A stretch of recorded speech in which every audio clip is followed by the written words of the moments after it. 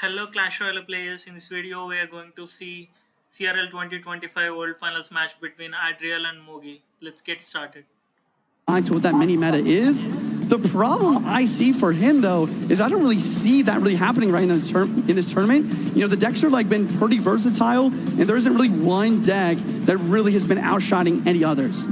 Yeah, it feels like it's pretty consistent with the 20-win challenge, but over the course of the weekend, assuredly, we are going to see some new creations underway. And here we go. Game number one, Mugi and Adriel. Evo Ghost in the back with the Suspicious Bush. Dash from Adriel on the Golden Knight. Looking like at the top, just 1.9 Hyperbait Evo Ghost cycle. Adriel with a nice tornado, but the Ghost stays locked on tower. This is a big connection for Mugi in the first minute of the match. Yeah, Ghost gets caught on top of the wall breakers. Just a huge interaction mistake. Now he's going to have to take the entire Dark Goblin to the face, and now he's still not defending. His left tower is at 1816, right tower at 1878. A massive and impressive start for Mugi. This is a very common idea versus this deck, though, this Hyperbait cycle. To basically, pick your battles. You have to take some damage. You're going to take some damage, and being able to stay in the Elixir advantage, especially with this very expensive deck that Adriel has, is important. Right there, Zappy cycled in the back left by Adriel. Should be able to clean up this bush pretty well, but I'm thinking the right one is going to get a shot. No, instead locks onto the Zappies. Ghost actually does a pretty good job. A little bit of an Evo Breaker connection. But what I'm really thinking right now is like, what is Adriel's last card? I assume it's a Goblin Drill. And if that is the case, I think there is chances for a comeback here with a big giant skeleton push. Yeah, you have to assume, okay, and that's what's going to make sense. I was thinking that it was going to be Goblin Drill plus Magic Archer, but Magic Archer, it's always going to be able to cycle so easily, so it makes sense that we're seeing Exy. Last card should indeed be Drill. All right, the dust settles for a moment. We're heading into double elixir time. Adriel's up a little bit of elixir. Let's see what he decides to do with that. There it is, Giant Skelly in the back. So Adriel going to try and defend properly. Mugi going to cycle the Dark Goblin. Evo Ghost on defense, does a great job. This is what Evo Ghost is meant for. You get in cycle, you make an attack. If they try to pressure other lane, use that Ghost to provide a dual lane pressure after defending. But Mugi's doing actually a really good job. The ghouls do take out the Dark Gob, though. The Evo Breaker's on defense. Big pressure. And Mugi's down to almost 0 elixir. The Royal Ghost is going to come down, and it's going to be the Evo as well. And now this Drill, what looked like an offensive push for Adriel, is now becoming just an offensive push for Mugi. The bomb is going to explode, and that is a Ghost not going to get a shot. So just perfect defense by Mugi. Adriel's locked in too, though. Gold 9 to board. The dash really cleans up the left lane. And now, once again, the dust is kind of settling. Adriel really needs to make another one of those big pushes and make something happen. Yeah, so what are we thinking? Are we thinking that he's going to have to wait till triple elixir? Or is he supposed to? I mean, he's clearly not supposed to be cycling drills. We should only be seeing 3 drills max in this game. Yeah, I absolutely agree. You need to make the big push and use the drill just to supplement that big push. Nice Barb Roll to defend. And this is looking like one of those pushes that we're talking about. Giant Skelly, Evo Executioner, and the drill inbound. I wonder if we'll see a Gold Knight as well. And right there, really nice NATO. The XC is not going to be able to lock just 1/10 of a centimeter. I'm not very good with the metric system. We have been talking about that this weekend. And just so close. And that's a giant skeleton on top of the tower. And the Evo goes on the left lane. Gold Knight connects. Big damage. 303, 142. Mugi doesn't have an answer. Adriel takes it.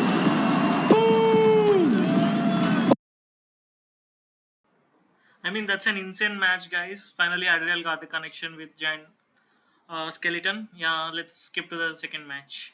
Evo Exy, he gets the Giant Skeleton together. The NATO cleans up almost everything. For 4 minutes, he was trying to set up that one push. Okay. And yeah, here... Like, Adriel, he's really good when he has a good match card in the game. It's just for the rest of Mugi's deck there. Maybe Electro Giant from Mugi here. Bridge from Mugi, Skeletons from Adriel, and a Furnace as well. Bowler, interesting. Maybe Electro Giant from Mugi here. Yeah, every time you see Mugi run the bar barrel and the bowler, you're thinking it could be Loon Freeze. It probably isn't. It's probably the E-Giant, but it could be. Mighty Miner continuing to push forward. And it is looking like E-Giant. Adriel's side kind of just looks like Hog Earthquake. You know, Hog, it definitely took a backseat a little bit after the 3-card cycle change, but now it's kind of deciding to come a little bit more back in the meta here. Yeah, Mugi going to be running E-Giant for sure. Last cards, Lightning, NATO, and what's the other? Oh, it should be the Ghost. But no Ghost. Evo Valkyrie taking the place of the Ghost here. Tornado does activate. Mighty Miner is still a threat. Baby Dragon. Yeah. That's the one. Yeah, Baby Dragon Evo is definitely here. Lightning and Baby Dragon last cards. Mighty Miner ability, it locks on. Mugi's low in elixir. It's a really solid amount of damage. Will this E-Giant get anything on the back end? It doesn't look like it. Yeah, wow. Adriel with a very strong push, and now this Goblin Hut, as strong as the Goblin Hut is, sometimes it gets into these situations where it's a little too slow, it's not getting the exact value, all the cards are dead, and so now it's not getting any offensive pressure as well. And right there, Goblin Hut not putting in the work that it usually does. Furnace in the back. Gonna deal with the Baby Dragon pretty well. Matchup-wise, you know, historically, Hog EQ has done very well versus E-Giant, but with this E-Giant variation with Bowler, NATO, Evo Valkyrie, and Goblin for the Hog, it's definitely not as difficult for E-Giant to win, but Adriel with such a solid lead definitely puts him in a spot where he can try to just defend for the rest of the match. Oh my goodness, and the Furnace still locks onto the bowler the entire time, unfortunately gets struck by the bowling at the last second, otherwise it would have been able to stay alive, and the tower takes out the E-Giant perfectly, plus the Barb, and the Mighty Miner is going to come down just in time. Baby Dragon the board. This Baby Dragon, mark my words, that is the card that will give Mugi a chance to come back.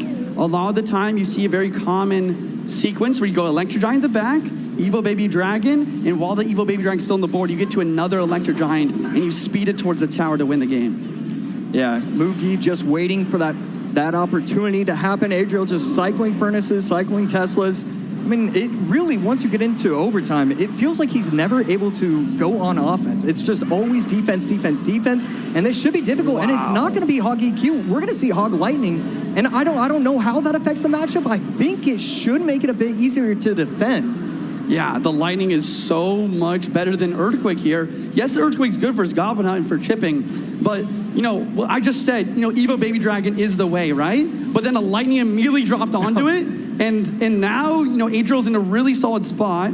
Although Mugi is chipping away throughout the match, all of a sudden it's like very close, or just a lightning margin between the players here.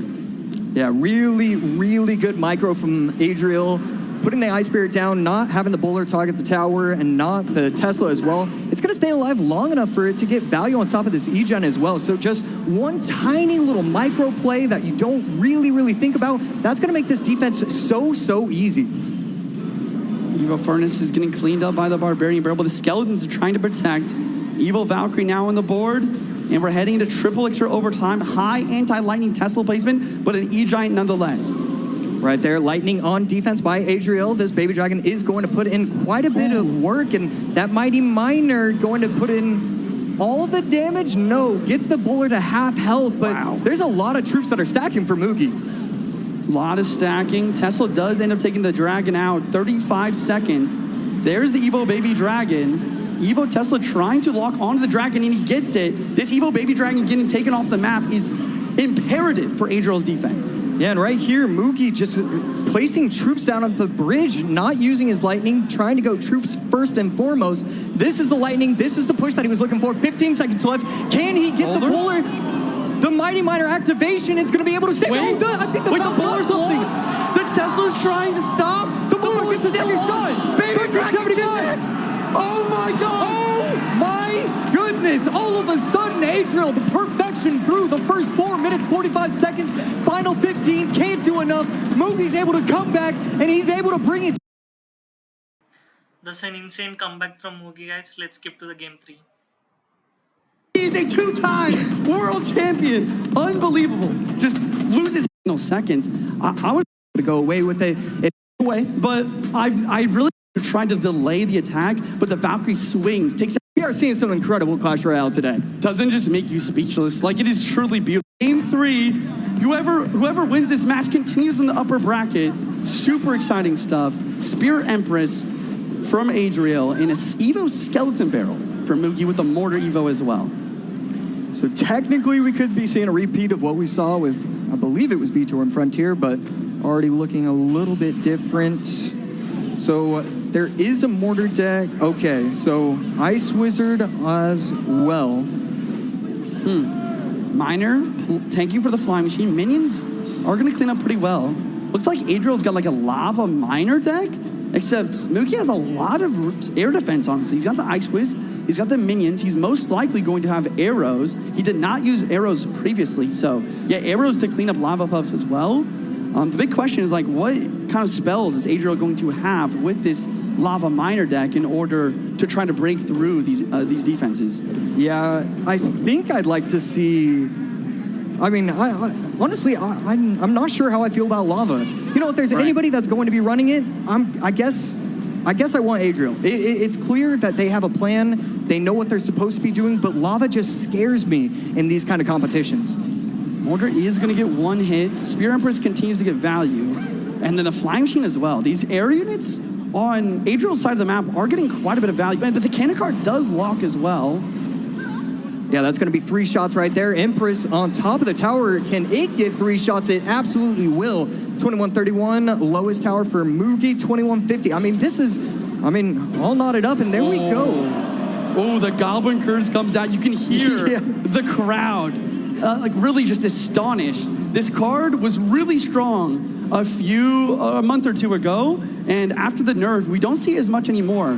But if there's any use for it, it's in this game versus the gang, versus the minions, and versus that Evo Skeleton Barrel. Yeah, it's like they drew it up perfectly. Adriel finally, still not going to set up with the lava.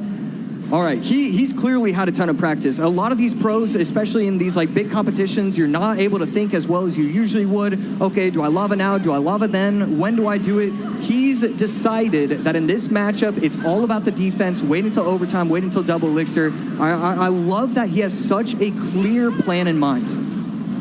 Big counter push. Spear Empress staying for the Miner. Flying Machine plus Ground Empress in the left-hand lane. Trying to take the Ice Wiz and clean up the counter push. Here's the goes the gang. Does he go for Curse Zap? No. He goes for, he does go Curse Zap.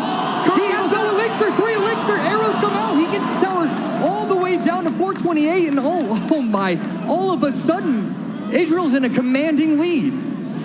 This is unbelievable. What just happened? He's playing Lava Miner, and he has not played Lava on a single time. Instead, abusing the Spear Empress, abusing the Flying Machine. This is what I talk about. This is what Adriel does best. He finds the weaknesses in the matchup and then uses that to the perfection. I mean, just beautiful work by Adriel. He's going to be able to clean up the Mortar easily with the Flying Machine. Mortar does get a shot, but at this point, I mean, it's just a matter of time. What, the machine's on? The machine won! The machine It's won! over! And Adriel takes game 3! He takes the best of 3, it's over! I mean, Adriel perfectly used that Goblin spell, guys. See you guys in the next video, and thanks for watching.